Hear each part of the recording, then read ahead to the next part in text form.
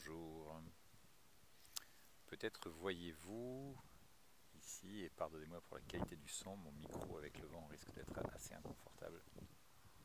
Peut-être voyez-vous ici des petits tas de terre qui tournent, qui se promènent dans le jardin, qui sont constitués et élaborés par notre copine la taupe. Et voilà ce qui nous arrive, en tout cas voilà ce qui m'arrive, c'est que je vois que tous les jours il y a un peu plus de trous de taupe et on doit arriver à peu près à une quinzaine ou une vingtaine de trous de taupe et j'ai senti vraiment quelque chose d'intéressant dans l'expérience et dans l'utilisation de la pratique de la pleine conscience, c'est que euh, en fait j'ai un peu cherché sur internet savoir comment faire en sorte que les taupes ne fassent pas des trous et des ravages. Certes pour la partie en herbe, mais aussi plus loin pour nos potagers. Et en fait, j'ai pas trouvé de solution écologique pacifique pour ça pour l'instant. Et ça me met donc devant cette situation où en fait je ne peux rien faire. Je n'ai pas de solution et je ne peux les voir que augmenter en termes de nombre de petits tas jour après jour. Et vraiment une situation où je me sens impuissant, où cette situation n'est pas sous mon contrôle en fait. Et ceci est assez léger et relativement peu impactant, mais ça appelle et ça pointe aussi tous les autres moments de ma vie ou de notre vie où, et ça va s'accélérer probablement avec l'âge, où la situation n'est pas du tout comme je souhaite et surtout je ne peux rien y faire.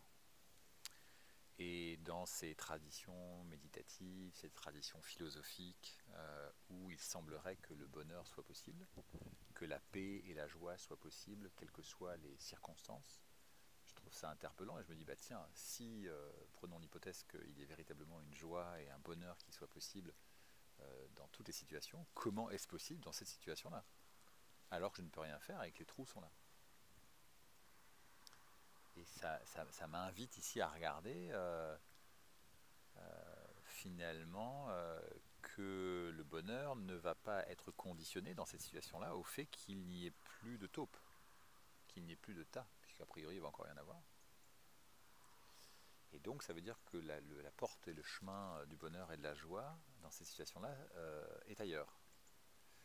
Et ce qui m'a interpellé, c'est qu'avant de comprendre qu'il s'agissait de taupe, pendant un moment je pensais que le premier tas et le deuxième tas étaient la suite du jardinage de Sophie, mon épouse, qui a commencé un petit, on voit peut-être là-bas derrière, une petite zone de plantes et de fleurs. Et je me suis dit, bah voilà, c'est juste Sophie qui a fait un petit tas à cet endroit-là et ça ne me causait aucun problème. Et le fait que ça me cause des problèmes parce qu'à ce moment-là, j'ai interprété la situation comme ah, en fait, c'est des tas de taupes et ça va continuer.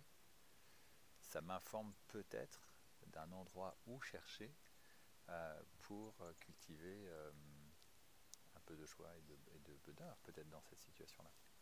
Et ce que je pointe ici du doigt, c'est finalement notre ou ma relation à la situation, ma relation au trou de taupe. Qu'est-ce qui, comment je suis ok ou pas ok en fait avec ces trous de taupe.